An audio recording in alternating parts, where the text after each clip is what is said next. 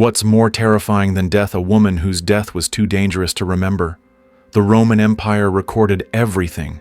Every conquest, every crucifixion, every drop of blood spilled in the name of Pax Romana. But when it came to Boudica, the rebel queen who torched their cities, killed their governors, and humiliated an empire, they suddenly fell silent. No funeral, no grave, no witness, just a whisper. She died. Somehow. That silence isn't a mystery. It's a message. Because when empires want to erase not just a body but a memory, they don't leave a monument, they leave a void. Boudica, queen of the Iceni, mother, widow, warrior. She led one of the most brutal uprisings in ancient history, a revolt that left Roman Britain in flames. And yet her end is missing. Most historians say she took poison. Others claim illness. But those stories flat, bloodless, convenient reek of imperial fiction. Because Rome never let enemies like her choose their exits. This is where the history gets dangerous, not because of what's written, but because of what's missing. And what's missing is the most important detail of all. What did Rome actually do to the woman who made them bleed? This isn't just a tale of rebellion. It's a story of systematic erasure, of a woman unmade by design. And to understand it, we have to read between the ruins, between what was said and what was deliberately left unsaid. Because Boudica didn't just die, she vanished.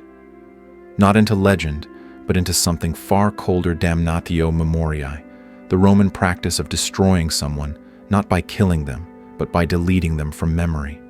No statues, no songs, just empty space where a name should be. And yet the scar remains if you dare to look closely. This is not the sanitized story taught in classrooms. This is the raw, unfiltered history of empire trauma and the price of defiance. A story censored for centuries, and now unearthed. So before we light the fires, before we summon the armies, before we watch her become a symbol too dangerous to be remembered, ask yourself what kind of empire fears a dead woman so much.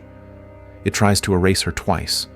Before she became a threat to empire, before her name was whispered like a curse through the marble halls of Roman Britain. Boudica was a queen. But not of temples or amphitheaters. Her palace was not marble. It was earth and timber smoke and song. She ruled not with edicts carved in Latin, but with kinship tradition and a quiet understanding of how fragile sovereignty can be when it rests in the shadow of an empire. The Iceni were proud, but not foolish. They saw what happened to those who resisted, so they chose diplomacy. Boudica married Prasutagus, the Roman-backed king of the Iceni, a man whose crown was less a gift and more a lone contingent on loyalty. The alliance was uneasy. It was built on tribute silence and the illusion of autonomy. Rome, after all, didn't conquer with swords alone. It conquered with contracts. When Prasutagus died in 60 AD, he left behind a will, a desperate political compromise, splitting his kingdom between his two daughters and the Roman emperor, a final act of hope. But hope has no legal standing in empire. Rome refused to recognize female inheritance. The will was ignored, the compromise torn apart, and the mask fell. The punishment came swiftly, and it came like law. Roman soldiers entered Iceni territory not as allies but as executioners of a system designed to humiliate. Boudica was dragged from her home, stripped of her titles, stripped of her dignity, publicly flogged. They took my name before they took my body, and then they took her daughters, teenagers likely no older than 14, seized in front of their mother, not taken in secret, not hidden in shame, but assaulted ritually, in daylight, in front of her tribe. This was not punishment. It was policy. Because Rome didn't just suppress rebellion, it preempted it through desecration. The bodies of women weren't casualties of occupation. They were the blueprint. In Roman Britain, power wasn't proven with architecture. It was proven with ritualized sexual violence, with spectacle, with the complete unmaking of dignity. Rape wasn't a byproduct of conquest, it was its most reliable instrument. Textbooks still call this mistreatment. Some call it abuse of power. But those words are lies. This wasn't failure. It was function. They beat a queen. They raped her daughters. They made her people watch. And then they waited. What did they expect? That she would vanish into shame, that her silence would be the empire's final reward. They underestimated something. They underestimated what it means to humiliate a mother, because humiliation doesn't always kill. Sometimes it reshapes. The woman they thought they'd broken didn't disappear. She reassembled. I could still smell their sweat when they dragged my daughters away. That smell never left. I wore it like a second skin. This wasn't the birth of a rebellion. It was the ignition of a reckoning. Rome didn't just create an enemy. It forged a mirror. Every scar they carved into her skin became a reflection of their own depravity. And here's where the discomfort begins, because this wasn't an exception.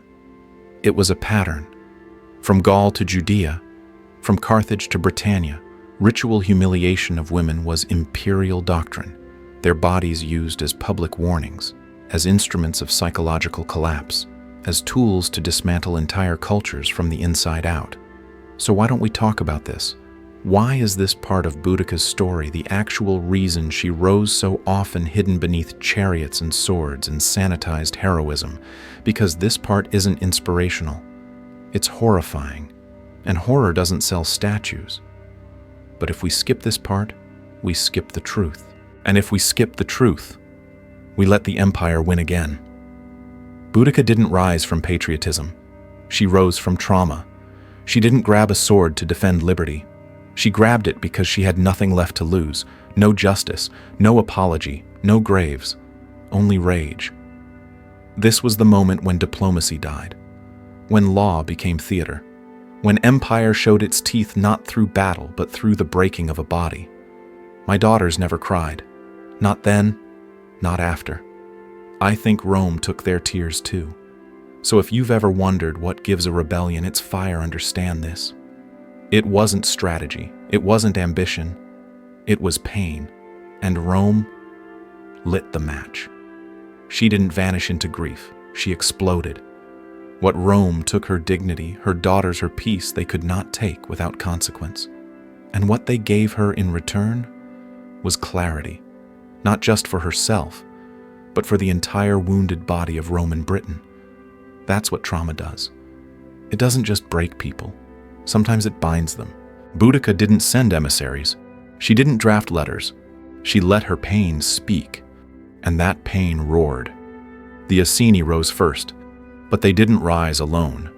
The Trinovantes, the Cornovi, the Dobuni, all tribes simmering under taxes, humiliation, and a culture that wasn't theirs, answered the call, not out of strategy, but out of fury. This wasn't a political movement, it was a mass exorcism. They taught us how to bow. Now they will learn how we burn. Her speeches, never recorded in her own words, were labeled barbaric by Roman historians. They called them emotional, unreasonable, hysterical.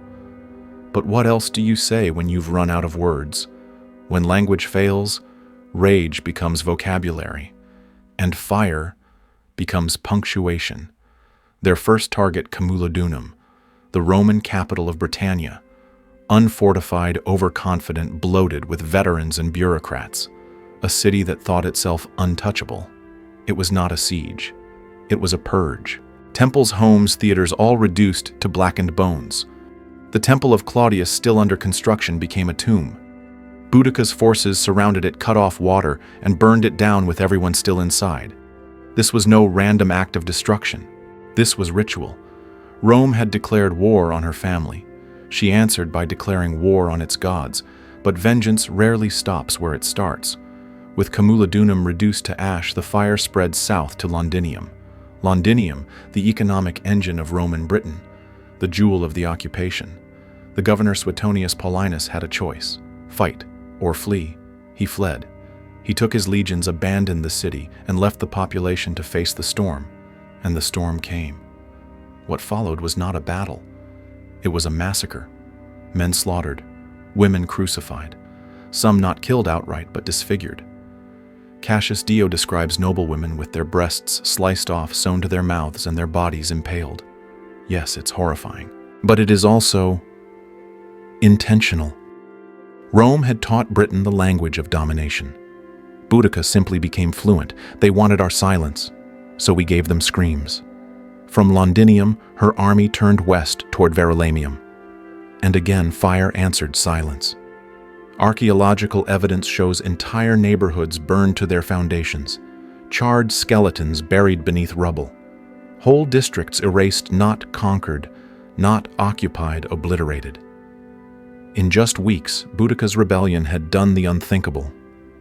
3 Roman cities annihilated, tens of thousands dead, legions humiliated.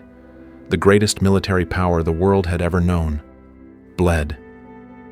But with every victory came a terrifying truth. She had crossed a line that Rome would never allow to be uncrossed. A woman barbarian, violated, vengeful, was rewriting the balance of power in an empire obsessed with control. This wasn't just rebellion.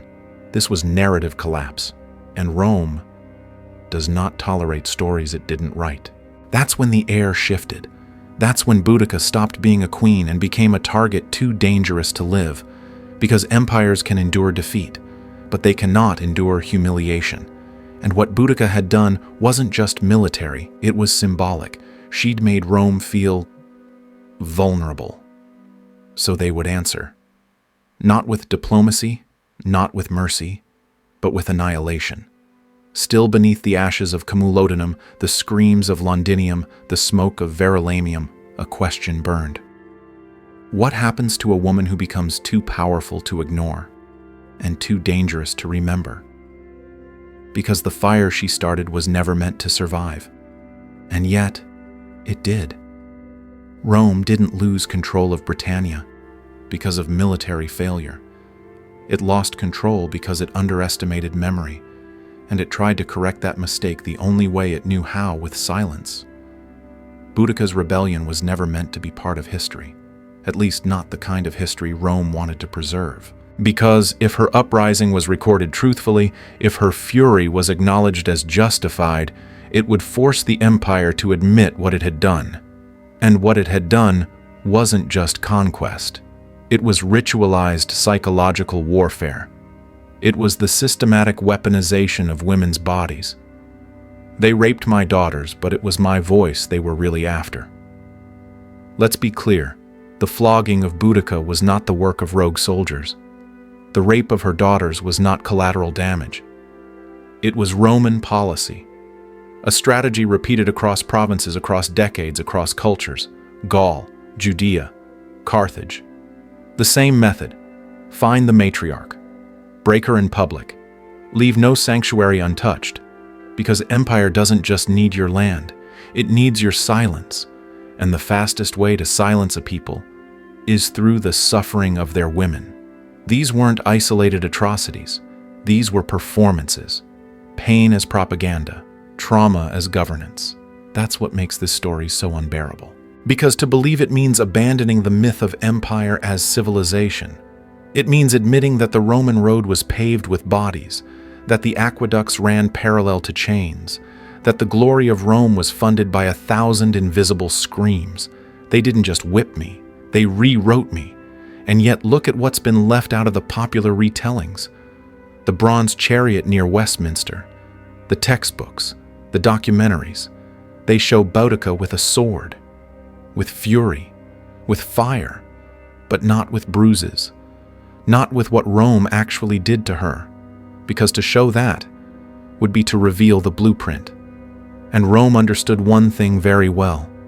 You don't just kill rebellion, you kill the story. That's why even Tacitus, the sensitive historian, reduced her assault to a sentence, a footnote, a passing mention. Because if he had told the truth, his audience would have seen themselves. They would have recognized the empire not as protector, but as predator. This is the horror that breaks not just faith in empire, but faith in narrative itself. Because the story we've been told is a lie of omission. Boudica wasn't simply a rebel queen. She was a woman made into a symbol by trauma. Her pain didn't weaken her. It weaponized her, and the people who followed her. They weren't warriors seeking glory. They were survivors seeking revenge. The flames that consumed Roman cities weren't acts of terrorism. They were acts of translation. The only language the empire had taught them was brutality, and so they spoke it back with fire. But even as they burned, even as they shouted, even as they bled, the foundation of Rome remained intact. Because power doesn't just rely on force, it relies on editing. And Rome edited Boudica in real time. They rewrote her as irrational, emotional, hysterical, masculine, monstrous. Because if she were anything else, if she were simply human, then they would be guilty of atrocity. They feared my rage, but they feared my memory more. This is the moment the story fractures, when the viewer must choose what to believe, the sanitized fable or the suppressed truth. Because what you believe says more about you than it does about history. And if this truth is hard to hear good, it was meant to be. Because the rebellion wasn't the horror was what caused it. History didn't forget Boudica, it was told to. After her army was crushed at the Battle of Watling Street, tens of thousands slaughtered, pinned between Roman steel and their own wagons, the queen who had once commanded a nation, vanished, not captured, not buried, not mourned, just gone. Tacitus, the most respected Roman historian of his time, writes only this: she ended her life with poison. Cassius Dio, decades later, adds, she fell ill, or simply disappeared.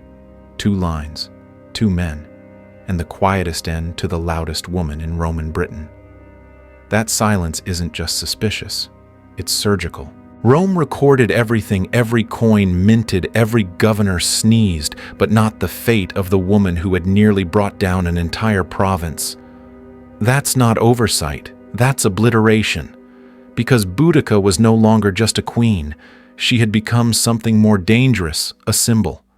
And symbols Rome knew couldn't just be defeated, they had to be destroyed. What happened to her after the battle? What would an empire do to a woman who embarrassed it in front of the world? There are precedents. Vercingetorix. The Gallic leader who defied Caesar was paraded through Rome in chains, then strangled in a public dungeon. Cleopatra, Egypt's last pharaoh, was chased even in death, her body stolen, her legacy twisted. But Boudica, no body, no grave, no mention of her daughters ever again. This isn't disappearance. This is damnatio memoriae, the Roman practice of erasing someone from history, not by killing them, but by removing all traces that they ever lived. No songs, no tomb, no spoken name, just a smudge where a face used to be. And in doing so, Rome didn't just kill the woman, it killed the meaning, because they understood something terrifying. If you can control how someone is remembered, you control what they stood for. So they rewrote her, made her irrational, made her monstrous, made her forgettable, not because she failed, but because she succeeded too well. They didn't silence me to hide my screams. They silenced me to stop others from echoing them. This is the final act of power, not the sword, the story, not execution, but editorial. And it worked. For nearly 2,000 years, Boudica's true death was a footnote, her rebellion a curiosity, her suffering a line skipped. Children in British schools are taught she was a patriot, a warrior, a tragic heroine. But not that she was flogged until her skin split open, not that her daughters were ritually raped by Roman soldiers, not that her uprising wasn't born from rebellion but from violation. Because to admit that would crack the myth of empire wide open. So they kept her in a box, statues polished, textbooks sanitized, history redacted, but scars don't vanish. They pulse beneath the surface, waiting. And if you listen carefully, if you press your fingers to the silence left behind, you can feel it beat. Because this was never just a war. It was a message, one carved into the flesh of a mother. And when mothers become messages, empires tremble. Rome didn't fear her armies. It feared what she proved, that pain could become power, that rape could birth rebellion, that women could be more than victims, they could be catalysts. So Rome did the only thing it could. It didn't give her a death, it gave her a vanishing point, and in that vanishing it taught us something else. That power doesn't just kill you, It decides whether you ever existed. You ask how I died. But you should ask why no one is allowed to say it out loud. They say history is written by the victors.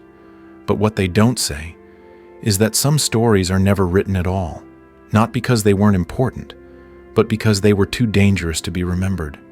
Boudica's death was not forgotten. It was forbidden. And the deeper we look, the clearer it becomes this wasn't just the execution of a woman. It was the execution of a memory. No grave, no body, no last words, only silence. A silence so complete it could only have been intentional. What happened to her wasn't just a tragedy.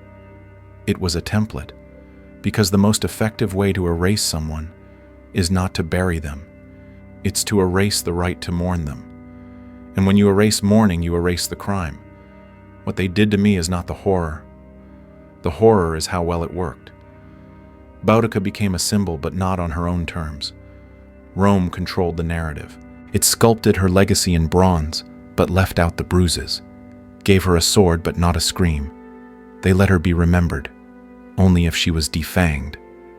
This is the power of empire, not just to kill you, but to decide how you are remembered, or if you are remembered at all. And we, modern viewers, modern readers, are complicit. We've repeated the sanitized version. We've shared the myths. We've let the gaps remain gaps because filling them requires us to confront something unbearable. That the foundation of civilization might rest on women who were never allowed to die honestly. Think about that. Let it sit. Because this isn't just about the past. It's about now. It's about every woman whose story was reduced to a rumor, every voice that was rewritten into silence, every body turned into a battlefield then swept under marble and myth. And the question you have to ask yourself is this: if they could do this to Boudica, a queen, a rebel, a name carved into stone, how many others simply vanished without a trace? How many women have we lost, not to death, but to narrative? I didn't disappear. I was removed. If this story unsettled you, good. It should. Because that discomfort you feel, that's what truth sounds like when it's been kept quiet for too long. But now that you've heard it, what will you do with it? Because stories like this don't survive unless they're remembered. They don't reach others unless we speak them out loud again and again. And they don't rise from the ashes unless we become the fire. So if this resonated with you, if you feel that chill in your bones, don't let it end here. Comment below. Tell us what you believe happened to Boudica, what you think Rome was trying to hide. Whose memory do you think is still missing from the pages? Save this video. Because stories like this have a tendency to disappear, and memory once lost doesn't always come back. And if you believe that history should be raw, unfiltered, and human, subscribe. Because this is only one of many stories that were silenced, and we intend to bring them back one erased voice at a time. History is not a book, it's a battlefield, and memory is resistance.